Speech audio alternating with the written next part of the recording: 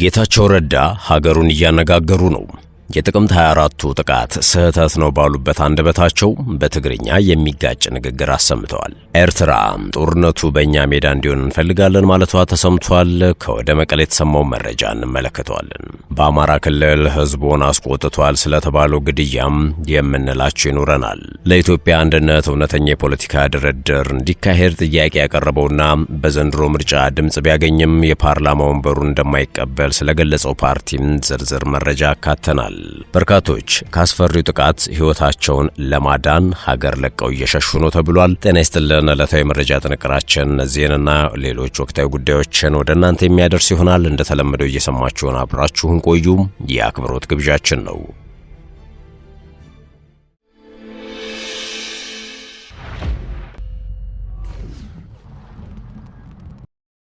ወደ ቀዳሚ ጉዳያችን አመራን። ጌታቸው ረዳም ሀገሩን እያነጋገሩ ነው። የጥቅምት 24ቱን ጥቃት ስህተት ነው ባሉበት አንደበታቸው በትግርኛ የሚጋጭ ንግግር አሰምተዋል። ዝርዝሩን እንመለከተው። የጠቅላይ ሚኒስትሩ የምስራቅ አፍሪካ ጉዳዮች አማካሪ አቶ ጌታቸው ረዳም ጽምዶ ብለው በኢትዮጵያ ላይ የተደራጁ ኃይሎች በፖለቲካ የከሰሩ የታሪካዊ ጠላቶቻችንን አጀንዳ አስፈጻሚ ኃይሎች ናቸው ሲሉ ገልጸዋቸዋል። ሆኖም ንግግሬ በመከላከያ ገጽ አውዱ ተጣሞ ቀርቧል ነው ያሉት። ጥቅምት 24 2013 ዓ.ም በመከላከያ ሰራዊት ላይ የተፈጸመው ክህደት የህወሓት ቡድን ውለታ የማይቆጥር የሰብአዊነትን ጥፍጣፊ እንደሌለው ያሳየበት ተግባር ነበር በማለት ቡድኑ ይህንን ሰይጣናዊ ተግባር ሲፈጽም መነሻና መድረሻ በሌለው የእወር ድንብር የፖለቲካ ስሌት እንደነበር አንስተዋል። ሆኖም ትላንት ማምሻውን በፌስቡክ ገጻቸው ላይ መከላከያ ሰራዊትን ከትግራይ ጠራርገን ያስወጣንበት ሰኔ 21 ታሪካዊ የድል ቀን ነው የሚል ትርጉም ያለው ጽሑፍ መለጠፋቸው እጅግ መነጋገሪያ ሆኗል። ሆኖም አቶ ጌታቸው የኢትዮጵያ ብሔራዊ መከላከያ ኮሌጅ ባዘጋጁ ዓመታዊ የብሔራዊ ደህንነት ላይ ተገኝተው ሂደቱን ሲያስታውሱ በወቅቱ ሰሜን ዕዝ ከተመታ ሌላው መንገድ ሁሉ ክፍት እንደሚሆን ይኸው ቡድን ያምን እንደነበር አብራርተዋል። በዚህም የተነሳ ያለፈው አውዳሚ ጦርነት ያስተማራቸው ነገር ቢኖር ግምገማቸውም ሆነ ስሌታቸው ፍጹም የተሳሳተ እንደነበረ ነው ያነሱት። አቶ ጌታቸው ይህንን ጉዳይ ሲያነሱም የኢትዮጵያ ሕዝብ በሀገሩ ጉዳይ ያሳየው አንድነትና ትብብር እኛ ከሰላ ድንጋይ በኪሳራ እንድንመለስ አድርጎናል ብለዋል። ትህነግ የፕሪቶሪያውን ስምምነት የፈረመው የኃይል ሚዛኑ በመከላከያ ሰራዊቱ ስለነበርና ቡድኑ አጣብቂኝና አስገዳጅ ሁኔታ ውስጥ ገብቶ ስለነበር ነው ሲሉ አውስተዋል። እኔ ፕሪቶሪያ በነበርኩ ሰዓት ይላሉ አቶ ጌታቸው እባክህ ቶሎ ፈርም ተከበናል እያሉ ሲንጫጩ የነበሩ ኃይሎች ዛሬ ተገልብጠው ከሳሽ ሲሆኑ ማየት በእርግጥም ያስቃል ነው ያሉት። አሁን ይኸው መሰሪ ቡድን ትላንት በተሸነፈበት የጦርነት ስትራቴጂ ለመምጣት የትግራይ ህፃናትን ከትምህርት ቤት ሳይቀር እያፈሰ እንደሆነም አጋልጠዋል። በሻዕቢያም ይሁን በሌሎች ታሪካዊ ጠላቶች ታግዞ ጦርነት ለመክፈት መዘጋጀት የቀደመ የኢትዮጵያውያንን የአንድነትና የጀግንነት ታሪክ አለማወቅ ነው ያሉት አቶ ጌታቸው ረዳ ነገሩ ቢሞከር እንኳን ታሪክ ራሱን ከመድገም ውጪ ሌላ ተአምር አይመጣም ነው ያሉት። እርግጥ ነው ጽምዶ ዛሬ ላይ ስም ወጥቶለት ይምጣ እንጂ ተግባርና ግብሩ ከዚህ ቀደምም የነበረ ነው። ኢትዮጵያን የባህር በር ያሳጣው ከግብጽና ከኤርትራ ጋር ተጣምሮና ተባብሮ ነው ተብሏል። ከዚህ በተጨማሪም ሀገሪቱ የኢኮኖሚ ማርሽ ቀያሪ ሆኑ ትልልቅ ሜጋ ፕሮጀክቶችን እንዳትጀምር እንዳትጨርስ ከውጭ ኃይሎች ጋር እየተባበረ የኢኮኖሚ እስረኛ ያደረጓት አሁን በገለጡት የባዳና የባንዳ ጽምዶ ነው ሲሉ ገልጸዋል። አቶ ጌታቸው እንዳሉት ታላቁ የኢትዮጵያ ህዳሴ ግድብ እንዳይጠናቀቅ የሚወጣውን ገንዘብ ሙልጭ አድርገው የበሉትና የበሰበሰ ብረት የገጠሙለት ከግብጽና ከሀገር ውስጥ የሙሰኛ ኃይሎች ጋር በፈጠሩት ጽምዶ ነው። አቶ ጌታቸው ሐሳባቸውን ሲያጠቃልሉ ህወሓት ትላንት የረገፈው የትግራይ ወጣት ሳያሳስበው አሁንም የሰው ማዕበል ተጠቅሞ መንግስት ላይ ጦርነት ለማወጅ እሳቤ እንዳለው ገልጸዋል። ስለሆነም የትግራይ ህዝብንም ሆነ የጥፋት ቡድኑን እኩይ ሴራ ለማክሸፍ መከላከያ ሰራዊቱ የቴክኖሎጂ አቅሙን ማላቅና ማሳደግ ይጠበቅበታል ብለዋል። ሆኖም ይህ ዘገባ የኔን ንግግር ሙሉ በሙሉ አያንጸባርቅም ሲሉ አስተባብለዋል። ጌታቸው ስለ ሰሜን ዕዝ ጥቃት ከኤርትራ ከግብጽና ሶማሊያ ጋር የተያዙ ጉዳዮች እንዲሁም ጽምዶ በተባለው ጥምረት በፌዴራል መንግስት ላይ የፖለቲካና የወታደራዊ ዝግጅት ተደርጓል የሚሉት ንግግሮች ናቸው አውዱን ስተዋል ሲሉ ያስተባበሉት። አቶ ጌታቸው ረዳ እነዚህን ንግግሮች ለወጋህታ ፋክት እንደገለጹት ሪፖርቱም የተናገሩትን በትክክል አላስተላለፈም ነው ያሉት። ይህን ዘገባ የጻፈው ሰውዬ የራሱን ሐሳብ በተለይም ምኞቱን ጨምሮበታል። ምንም ሆነ ምን የተናገርኩት ሐሳብ በትክክል እንዲቀርብ ጠይቃለሁ። የተዘገበው ፈጽሞ ትክክል አይደለም ብለዋል።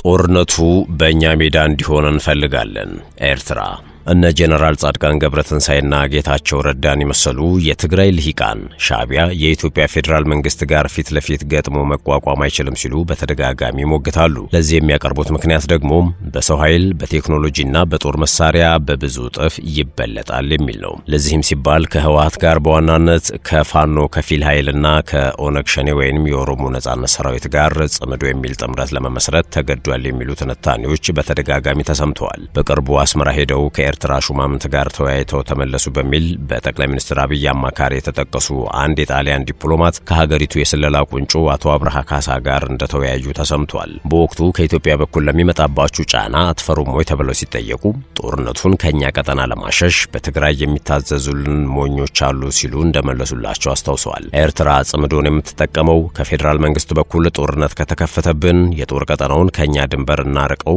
ወደ ትግራይና ወሎ እናስገባው በሚል እንደሆነም ተዘግቧል። ሆኖም ለህወሓት ቅርብ የሆነው ባይቶና ፓርቲ ከፍተኛ አመራሩ ኪዳን አመነም የኤርትራ አገዛዝ ከፌዴራል መንግስቱ ጋር ጦርነት ከተፈጠረ በእኛ ግዛት ላይ እንዲካሄድ እንፈልጋለን ሲል አቋም እንደያዘ አውቃለሁ ሲሉ ተደምጠዋል። ኪዳንም ሻዕቢያ ወልቃይትን በተመለከተ ጉርብትናዬ ከአማራ ጋር ነው በሚል አቋም እንደያዘ ሲጠየቁም ይህ ሐሰት ነው፣ ሐወልቲ በተባለ የኤርትራ ገጽ በአንድ ወቅት የወጣ መግለጫ ነበር፣ እርሱም ስህተት ነው ሲሉ ማስተባበያ እንደሰጡ አውቃለሁ በማለት መልሰዋል። ይህ ሸገር ታይምስ ነው። የሰዓቱ የመረጃ ጥንቅራችን እንደቀጠለ ነው። በዳንግላ ከተማ የሁጥባ መስጂድ ኢማም መገደል ማህበረሰቡን አስቆጥቷል። ባለፈው ቅዳሜ በዳንግላ ከተማ ልዩ ስሙ ቀበሌ 02 በሚገኘው የሁጥባ መስጂድ ውስጥ በኢማምነት ሲያገለግሉ የነበሩት ሼህ ሶፊያን መሐመድ ባልታወቁ አካላት በተሰነዘረባቸው የጥይት ጥቃት ሕይወታቸው ማለፉ ተሰምቷል። የአራት ልጆች አባት የሆኑት እኚህ የሃይማኖት አባት ቅዳሜ ምሽት የኢሻ ሰላትን አሰግደው ወደ መኖሪያ ቤታቸው በመመለስ ላይ ሳሉ ነው ይህ ጥቃት የተፈጸመባቸው። ክስተቱን ተከትሎ የአማራ ክልል እስልምና ጉዳዮች ከፍተኛ ምክር ቤት በአዊ ብሔረሰብ ዞን ዳንግላ ከተማ የታላቁ ተውፊቅ መስጂድ ኢማም ሼህ ሱፊያን አደም በጥይት ተመተው መገደላቸውን አሳውቋል። የተፈጸመውን አሰቃቂ ግድያ በጽኑ እንደሚያወግዝ የገለጸው ምክር ቤቱ ድርጊቱን ዘግናኝና የጸረ ሰላም ኃይሎች መገለጫ ሲል ጠርቶታል። ሼህ ሱፊያን አደም በዳንግላ ከተማ በሚገኘው ታላቁ ተውፊቅ መስጂድ ውስጥ ለ15 ዓመታት በኢማምነት ያገለገሉ ሲሆን በሽግግሩ መጅሊስ ወቅትም የአዊ ዞን የዑለማ ምክር ቤት ጸሐፊ በመሆን በታማኝነት ማገልገላቸውን ምክር ቤቱ ገልጿል። ምክር ቤቱም መንግስት አባቶች ላይ እየተደጋገመ የመጣውን ግድያ በትኩረት እንዲከታተልና በአስቸኳይ እንዲያስቆም እንዲሁም ከመንግስት የሚሰወር አካል ስለሌለ በወንጀለኞቹ ላይ ህጋዊና ተገቢውን እርምጃ በአፋጣኝ እንዲወሰድ ሲል ጥሪ አቅርቧል። በታላላቅ አባቶች ላይ የሚፈጸም ጥቃትና ግድያ መለመድ የለበትም። እንዲህ አይነቱ በገፍ የሚፈስ ደም በዝምታ ከታለፈ ምድር በግፈኞች ትሞላለች ማለት ነውና ሁላችንም በጋራ ልንቆም ይገባል ሲል ምክር ቤቱ ለእምነት አባቶችና መሪዎች መልእክት አስተላልፏል። የማንኛውም ሰው ነፍስ የመኖር የመስራትና በሰላም ወጥቶ የመግባት ሰብአዊና መለኮታዊ መብት አላት ያለው ምክር ቤቱም ይህንን መብት ለማደናቀፍ የሚሹ ማናቸውም ግፈኛ አካላት በአንድነት ሆነን እረፉ ልንላቸው ይገባል። የየትኛውም ሃይማኖት መሪ ይህንን አስነዋሪ ተግባር ማውገዝ ብቻ ሳይሆን ከፊት ሆኖ ህዝቡን በመምራት ግፈኞችን ሊያስቆም ይገባል ብሏል። ትብብር ለኢትዮጵያ አንድነት እውነተኛ የፖለቲካ ድርድር እንዲካሄድ ጥሪ አቅርቧል።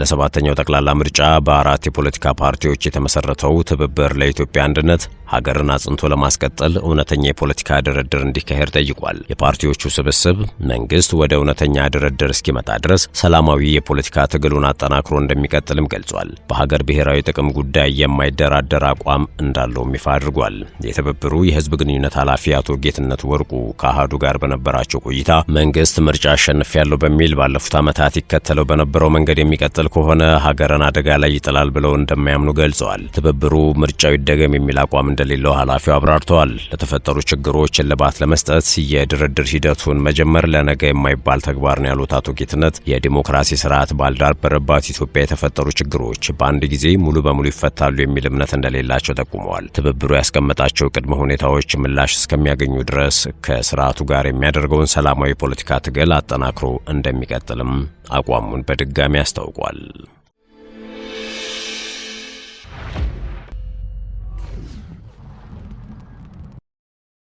በመጨረሻም በርካቶች ካስፈሪው ጥቃት ሕይወታቸውን ለማዳን ሀገር ለቀው እየሸሹ ነው ተብሏል። በደቡብ አፍሪካ የተቀሰቀሰውን የውጭ ዜጎች ጥላቻ ወይም ዜኖፎቢያና ተያያዥ ጥቃቶችን ተከትሎ በሺዎች የሚቆጠሩ የአፍሪካ ሀገራት ስደተኞች ሕይወታቸውን ለማዳን ሀገሪቱን ለቀው በመውጣት ላይ ይገኛሉ። የጸረ ስደተኞች አቋም ያላቸው ቡድኖች ሰኔ 30 ቀን 2026 ሀገር አቀፍ ተቃውሞ ለማድረግ ማቀዳቸው ውጥረቱን ይበልጥ አባብሶታል። በዚህም ምክንያት በርካታ ስደተኞች ከታቀደው ሰልፍ ቀደም ብሎ ከሀገሪቱ ለመውጣት በመሯሯጥ ላይ ናቸው ተብሏል። ሁኔታው ያሳሰባቸው የተለያዩ የአፍሪካ ሀገራት መንግስታት ዜጎቻቸውን በሰላም ወደ ሀገራቸው ለመመለስ አስቸኳይ እርምጃ እየወሰዱ ይገኛሉ ነው የተባለው።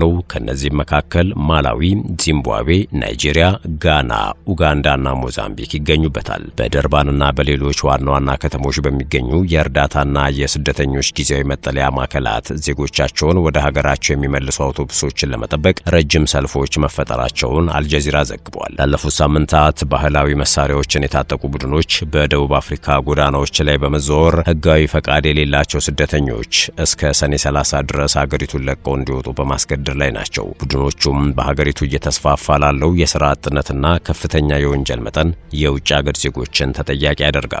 ባለፈው ግንቦት ወር ብቻ በተፈጸሙ የዚህ አይነት የተቀናጁ ጥቃቶች 5 የሞዛምቢክ ዜጎች ተገድለዋል። በጎዳናዎችና በንግድ መደብሮች ላይ የሚፈጸሙ አካላዊ ጥቃቶችና ዘረፋዎች አሁንም እንደቀጠሉ ናቸው። የደቡብ አፍሪካው ፕሬዝዳንት የሆኑት ራማፎዛ ከዚህ ቀደም በጉዳዩ ላይ በሰጡት መግለጫ መንግስታቸው አገሪቱን ለማረጋጋት አስፈላጊውን ሁሉ እርምጃ እንደሚወስድ አስታውቀዋል። በማንኛውም አካል አገሪቱን ለማተራመስ የሚደረግን ሙከራ በፍጹም አንታገስም። ሰልፍ በማድረግም ይሁን በሌላ መንገድ ሁከት የሚፈጥሩ አካላትን የጸጥታ ኃይሎቻችን ለመከላከል ዝግጁ ናቸው። የተዘረጉትን የህግ የበላይነት ማስከበሪያ እርምጃዎች የሚጥሱ አካላት በሙሉ የህግን ጥብቅ ቅጣት ያገኛሉ ሲሉ አስጠንቅቀዋል። መንግስት በፈረንጆቹ ሰኔ 30 የተጠራውን የተቃውሞ ሰልፍን ተከትሎ ሊነሳ የሚችለውን ሁከት ለመግታት ተጨማሪ የፖሊስ እንዲሁም የወታደራዊ ኃይል በተለያዩ ስልታዊ ቦታዎች ላይ ማሰማራቱን አስታውቋል። ውድ የሸገር ታይምስ ቤተሰቦች የሰዓቱ የመረጃ ጥንቅራችን ይህን ይመስል ነበር። ስለተከታተላችሁን ከልብ አመሰገንን። በያላችሁበት ሰናይ ጊዜን ተመኘን።